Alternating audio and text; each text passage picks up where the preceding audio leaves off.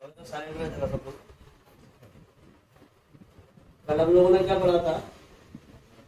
Business study unit second. उसमें जो chapter का नाम था वो क्या था? प्रिंसिपल ऑफ मैनेजमेंट, प्रबंध के सिद्धांत। मैंने आपको बताया था कि सिद्धांत क्या होते हैं, प्रिंसिपल क्या होते हैं। प्रिंसिपल ऐसे बेसिक रूल होते हैं, यानी कि कुछ बुनियादी नियम होते हैं जो कि मैनेजमेंट के फंक्शन, यानी कि जो प्रबंध के कार्य हैं उनको कंप्लीट करने के लिए, उनको संपादित करने के लिए, उनको पूरा करने के लिए गाइडलाइंस का काम करते हैं, मार्गदर्शन का काम करते हैं। जो फंडामेंटल ट्रुथ स्टेटमेंट होते हैं, कोई भी एक स्टेटमेंट लिखा है तो वो क्या होता है? मैनेजमेंट के लिए ये उसका प्रिंसिपल होता है, जिसके बेस पर या जिसके आधार पर मैनेजमेंट काम करता है। तो हमने आपको बताया था कि हेनरी फेयोल, तो हम लोग पढ़ रहे थे कि जनरल प्रिंसिपल ऑफ मैनेजमेंट, यानी कि प्रबंध के सामान्य सिद्धांत, जिन्हें हम लोग हेनरी फेयोल के सिद्धांत भी कहते हैं। कि हेनरी फेयोल कौन थे? हमने आपको बताया था कि generator off general principle of management, यानी कि प्रबंध के जो सामान्य सिद्धांत हैं उनके जन्मदाता कौन है? Henry Fayol. हेनरी फेयोल का जन्म 1841 यानी कि 1841 में फ्रांस में हुआ था। फ्रांस में ही उन्होंने अपनी पढ़ाई की, उन्होंने इंजीनियरिंग की थी, और फ्रांस की ही एक बहुत बड़ी कंपनी थी कोल माइंस, कोयले की खदान, जिसमें उन्होंने क्या किया? काम किया था इंजीनियरिंग पोस्ट पर, इंजीनियर पद पर उन्होंने काम किया, और कंप्लीट टोटल 30 ईयर यानी 30 साल काम किया। और 30 साल का उन्होंने जो काम किया उस फैक्ट्री के अंदर, कोल माइंस के अंदर, खदान के अंदर, तो वो 30 साल का जो एक्सपीरियंस था उनका, उस बेस पर उन्होंने क्या किया कि 14 प्रिंसिपल बनाए। कितने? 14 प्रिंसिपल बनाए। और ये प्रिंसिपल जो थे वो क्या करते हैं, यानी कि जो भी 14 प्रिंसिपल बताए हैं तो ये मैनेजमेंट को बताते हैं, या मैनेजमेंट के लिए वो रूल है, नियम है, जिस बेस पर उन्हें क्या करना है? अपने सारे के सारे फंक्शन को कंप्लीट करना है, यानी कि जो प्रिंसिपल है उसी बेस पर काम करना। जैसे अगर हम एक पहला जो इनका प्रिंसिपल देखते हैं, डिवीजन ऑफ वर्क, क्या है? डिवीजन ऑफ वर्क, कार्य का आवंटन, या कार्य आवंटन भी कहते हैं जिसको।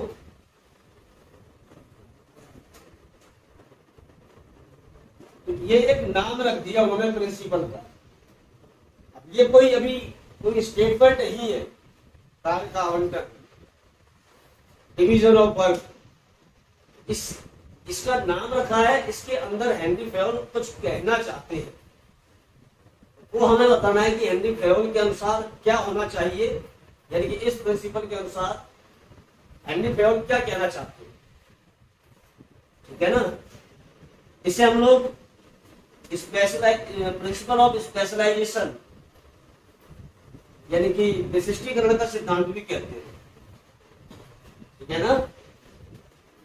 स्पेशलाइजेशन या फिर विशिष्टीकरण का सिद्धांत भी कहते हैं। ये आप लोगों की बुक्स में लिखा हुआ है। तो फेयोल की मान्यता है, यानी कि फेयोल इस प्रिंसिपल के थ्रू ये कहना चाहते हैं कि कोई भी काम, चाहे वो टेक्निक हो या एक्स्ट्रा कोई भी वर्क हो, उसे स्पेशलाइजेशन यानी कि विशिष्टीकरण के आधार पर ही वर्गीकरण करना चाहिए, बांटना चाहिए। मतलब क्या हुआ कि जिस व्यक्ति को जो काम बहुत अच्छे तरीके से आता है, जो व्यक्ति जिस काम में स्पेशलिस्ट है, उसे वही काम सौंपना चाहिए। तो इससे क्या होता है कि काम करने की जो दक्षता है वो बहुत ज्यादा अच्छी होती है, यानी कि काम बहुत ज्यादा अच्छा हो जाता है। अगर हम ऐसे व्यक्ति को काम दे दें जिसको काम आता ही नहीं है, या वो उसमें स्पेशलिस्ट है नहीं, वो उसमें विशिष्टीकरण प्राप्त नहीं किए हुए हैं, तो फिर काम कैसा होगा? काम गड़बड़ हो जाएगा। ठीक है ना? जो व्यक्ति जिस कार्य के लिए योग्य है उसे वही कार्य सौंपा जाए। समझ आ रही है कुछ? यह कहते हैं कि फैयोल की मानता है कि प्रत्येक कार्य चाहे वो तकनीकी हो या अन्य विशिष्टीकरण के आधार पर किया जाना चाहिए। श्रम विभाजन यानी कि जो काम का विभाजन है, तो श्रम विभाजन में कार्य का प्रत्येक भाग पृथक पृथक यानी कि अलग अलग व्यक्ति द्वारा संपन्न किया जाता है और इसका उद्देश्य अधिक और श्रेष्ठ कार्य करना है, यानी कि ज्यादा से ज्यादा काम हो और चीपेस्ट एंड बेस्ट वे में काम हो, सस्ते सस्ता और अच्छे से अच्छा। अगर हम इंग्लिश मीडियम की बात करते हैं तो क्या लिखा हुआ है? Division of work. Henri Fayol he recommended this work of all kinds must be subdivided and allotted to a number of persons. Subdivision make each task simpler and result is greater efficiency. यानी कि according to Henry फैयोल के अनुसार Henry फैयोल recommended करते हैं कि किसी भी काम को डिवाइड किया जाता है वो स्पेशलाइजेशन के आधार पर किया जाना चाहिए, और जब स्पेशलिस्ट या स्पेशलाइजेशन के आधार पर वर्गीकरण या क्लासिफाई काम को बांटा जाता है तो उससे क्या होता है? काम बहुत सिंपल ग्रेटर वे में होता है, यानी कि बहुत अच्छा होता है। ये प्रिंसिपल क्या कहता है? ये प्रिंसिपल सिंपल इतना कहता है कि जिस व्यक्ति को जो कार्य जिस कार्य में स्पेशलिस्ट या जिस काम में वो विशिष्ट है उसे वही काम सौंपना चाहिए। तो आपको नाम विशेष तौर पर ध्यान रखना होगा। दूसरा प्रिंसिपल क्या है? अथॉरिटी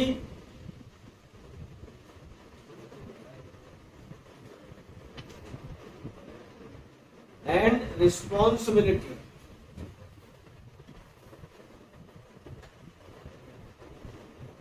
अधिकार तथा उत्तरदायित्व।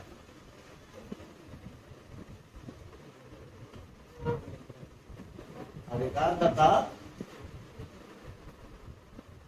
ये एक दूसरा नाम है हेनरी फैयोल के प्रिंसिपल का।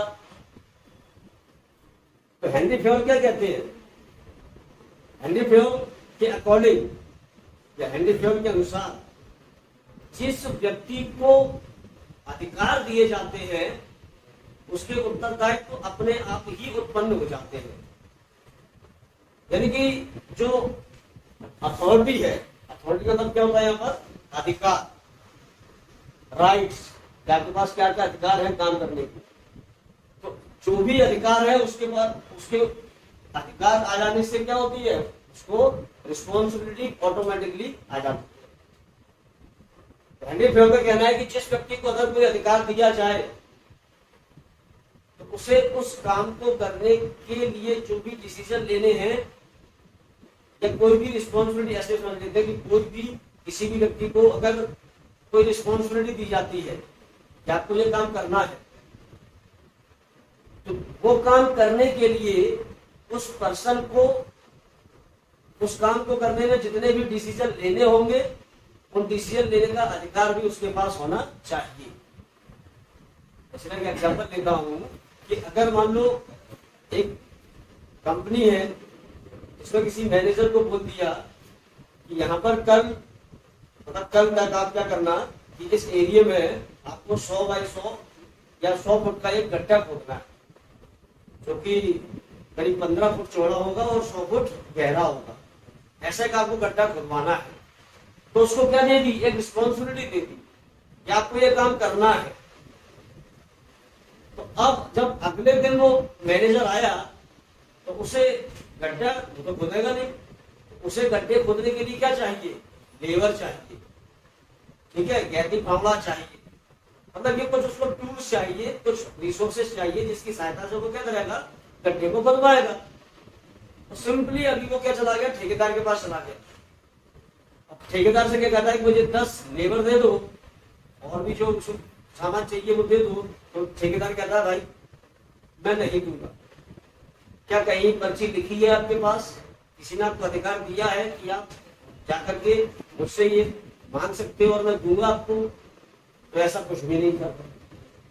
तो फिर क्या काम हो पाएगा? काम नहीं हो पाएगा। लेकिन अगर मान लो जिसने ऑर्डर दिया था वो पहले ही ये इस चीज को कह देता कि आपको 15 फुट चौड़ा और 100 फुट गहरा अगर गड्ढा खोदना है तो आपको मैं ये अधिकार भी देता हूं और एक स्लिप पर लिख करके दे रहा हूं कि आप जिसको भी ये स्लिप दिखाओगे तो वहां ये पता चलेगा उसको कि इन्हें जो जिस चीज की आवश्यकता है इनको दे दी जाए। अब आप जिस डिपार्टमेंट जाओगे इस काम से संबंधित जो भी आपको आवश्यकता होगी वो चीज आपको मिल जाएगी। इसका मतलब उन्होंने क्या किया, रिस्पॉन्सिबिलिटी के साथ साथ अथॉरिटी भी दे दी, अधिकार भी दे दिया कि अब आपको डिसीजन आपको लेना है कि 10 लेबर चाहिए, 5 लेबर चाहिए, कैसे काम करवाना है, क्या क्या सामान चाहिए, और वो जहां से आपको चाहिए वो आप ले सकते हो, आपको कोई मना नहीं करेगा। तो हेनरी फेयोल इस प्रिंसिपल के अकॉर्डिंग यही कहना चाहते हैं, किसी भी व्यक्ति को अगर रिस्पॉन्सिबिलिटी दी है तो उसको डिसीजन लेने का अधिकार भी होना चाहिए। ठीक, अधिकार और जो उत्तरदायित्व है यानी कि रिस्पॉन्सिबिलिटी या जो राइट्स या अथॉरिटी है ये हमेशा एक साथ चलते हैं। हेनरी फेयोल का पहला प्रिंसिपल क्या है, डिवीजन ऑफ वर्क, जिसे हम लोग स्पेशलाइजेशन भी कहते हैं, यानी कि विशिष्टीकरण का सिद्धांत। तो इस सिद्धांत के अनुसार हेनरी फेयोल कहना चाहते हैं कि जिस व्यक्ति को या जो व्यक्ति जिस काम के लिए योग्य हो उसे वही काम सौंपना चाहिए। या आप ऐसे मान सकते हो कि जो व्यक्ति जिस काम में विशिष्ट हो उसमें विशिष्टीकरण प्राप्त कर रखा है, यानी कि उस काम में वो स्पेशलिस्ट है, उसे वही काम सौंपना चाहिए, कोई दूसरा काम नहीं देना चाहिए। क्योंकि जिस व्यक्ति को जो काम बहुत अच्छे से आता है और अगर हम वो काम उसको देते हैं तो उससे क्या होता है, काम बहुत अच्छा होता है, श्रेष्ठ होता है, बेस्ट वे में होता है। दूसरा क्या है, अथॉरिटी एंड रिस्पॉन्सिबिलिटी, अधिकार और उत्तरदायित्व। तो इस प्रिंसिपल के थ्रू या इस सिद्धांत के अनुसार हेनरी फेयोल कहना चाहते हैं या बताना चाहते हैं कि अगर किसी भी व्यक्ति को कोई रिस्पॉन्सिबिलिटी दी है तो उस काम को करने के जो डिसीजन है वो भी उसको अधिकार होना चाहिए कि वो डिसीजन सेल्फ ले सकता है। हमेशा अधिकार और उत्तरदायित्व दोनों एक साथ चलते हैं। अगर आपको मैंने रिस्पॉन्सिबिलिटी दी किसी भी काम को करने की तो फिर आपको अधिकार है कि आप उससे रिलेटेड डिसीजन ले सकते हो, और अगर हम ऐसा नहीं करते तो फिर आप काम कर ही नहीं पाओगे। मैंने अभी एक एग्जांपल दिया मैनेजर का। ठीक, ये ना क्या समझ में आया तक? फेयोल लिखते हैं कि प्रबंध में अधिकार और दायित्व साथ साथ चलने चाहिए, एक साथ। उनके अनुसार रिस्पॉन्सिबिलिटी जो है ना, उत्तरदायित्व, वो अधिकारों का परिणाम है। इसका मतलब क्या है कि अगर आपको कोई अधिकार दिए गए, जैसे मुझे अधिकार दिया गया कि आप इनको डांट सकते हो, आप इनको ऑर्डर दे सकते हो, तो अब मेरी भी रिस्पॉन्सिबिलिटी बन जाती है, मेरा भी एक उत्तरदायित्व बन जाता है कि मुझे आपकी परसेंटेज बनवाना ही पड़ेगी। ऐसे ही एंटरप्राइजेस उपक्रम में अगर किसी को राइट्स दिए जाते हैं, अधिकार दिए जाते हैं कि आपके ये अधिकार है, आप उनको ऑर्डर दे सकते हो, इनको ऑर्डर दे सकते हो, आप ये काम करवा सकते हो, तो उसकी रिस्पॉन्सिबिलिटी है कि जिसको ऑर्डर दिए जाने की परमिशन मिली, ऑर्डर मिला, आगे जो अधिकार मिले या जो काम करने का अधिकार मिला वो काम अच्छे तरीके से होना चाहिए। ये उसकी क्या हुई, रिस्पॉन्सिबिलिटी हो गई। तो जहां अधिकार है वहां रिस्पॉन्सिबिलिटी ऑटोमेटिकली। यहां तक कहानी समझ में आ रही है? जब भी अधिकारों का प्रयोग किया जाएगा, तब जब भी अथॉरिटी का प्रयोग किया जाएगा तो रिस्पॉन्सिबिलिटी यानी उत्तरदायित्व का जन्म अपने आप हो जाएगा। प्रिंसिपल है प्रिंसिपल ऑफ डिसिप्लिन।